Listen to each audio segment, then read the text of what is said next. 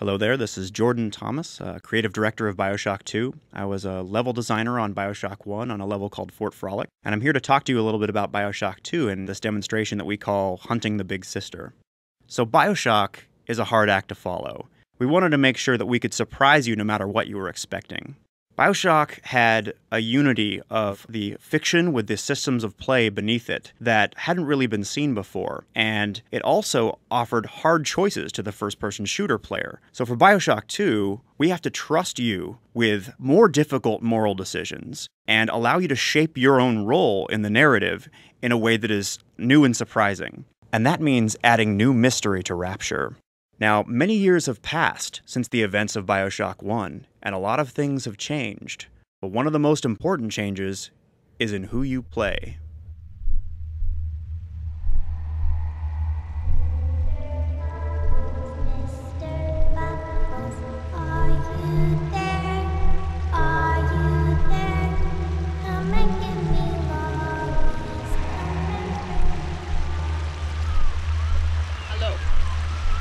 Hello? Hello?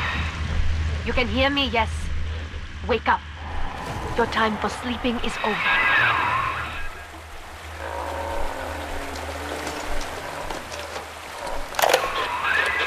Yeah, good.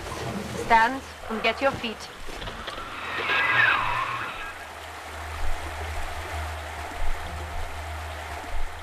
Okay, so as you can see, Bioshock 2 allows you to step into the boots of the Big Daddy. And one of the things that allows you to do is to master the Big Daddy's signature weapons, the best known of which is the drill.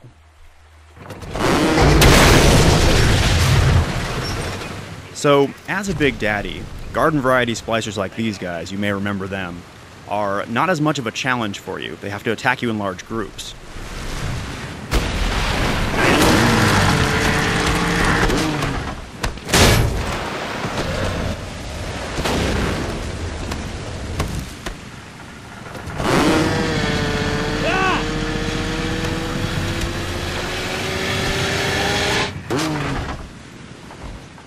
But as you probably noticed from all that fire coming out of his hand, you don't play just any Big Daddy in Bioshock 2. You play the very first, a kind of prototype who is able to think for himself and is able to use the plasmid tools. Now, the plasmids are a pretty important part of Bioshock. They allow you to build your character. But since you're this special Big Daddy, since you're this unstoppable force, there needs to be something out there that is tougher than you are, something that can take a Big Daddy out.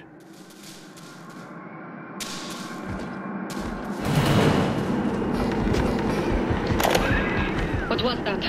Was it her? Follow her!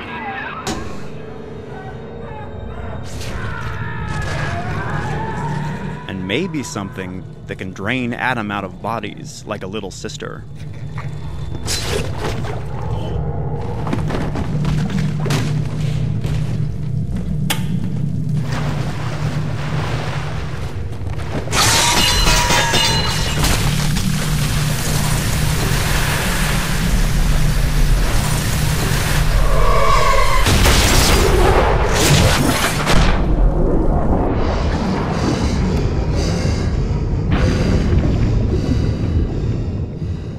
Alright, let's take a breath here. So, as you can see, being a Big Daddy has its advantages, and among them is the ability to go outside and explore the ocean surrounding Rapture.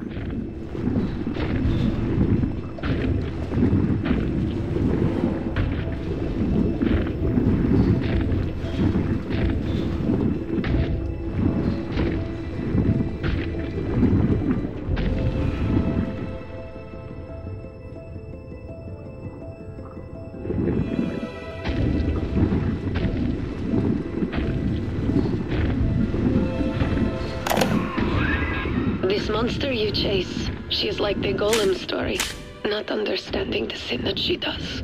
She is taking girls and turning them into creatures like her. All of this, it is my fault.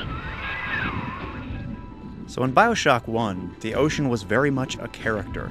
It was always with you, but at a distance. In Bioshock 2, you get to finally meet it face to face.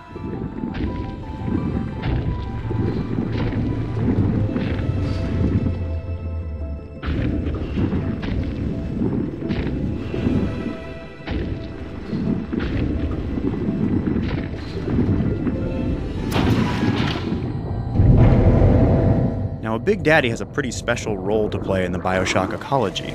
It changes the way that the world responds to you and the way that you have to react to it. Ain't no one gonna help you now. Quit squirming. No! You heard it, Mr. Bubble! Help! Mr. B? It's you! You're all better again! But the most important change is in the way in which you interact with the little sisters. We call it adoption.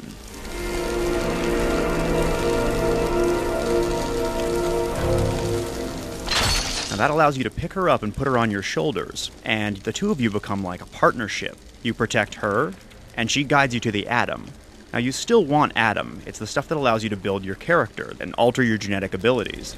Let's go find Angel, Mr. Bubbles.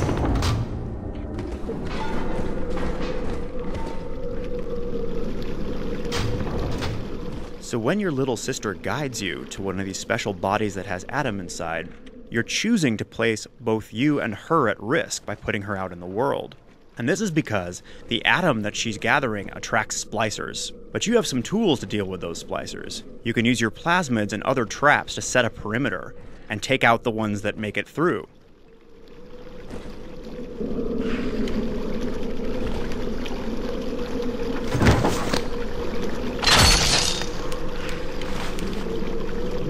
Girls gather.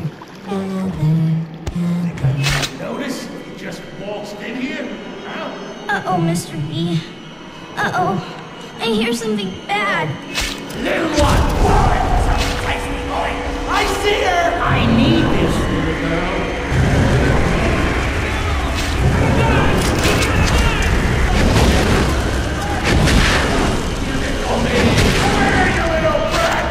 Don't let him get me!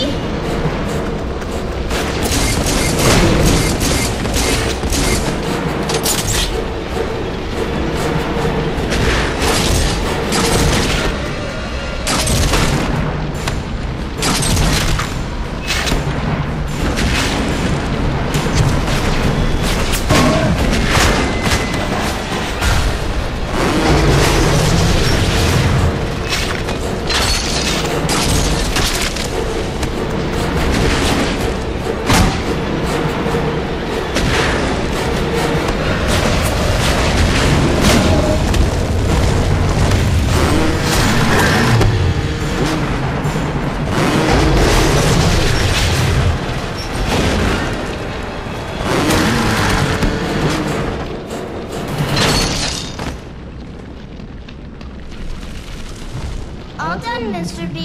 Let's go! But there's someone else in Rapture who has a special relationship to the little sisters, and she's always watching.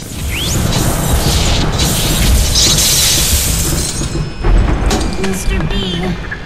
Mr. B. Big sister doesn't want you playing with me.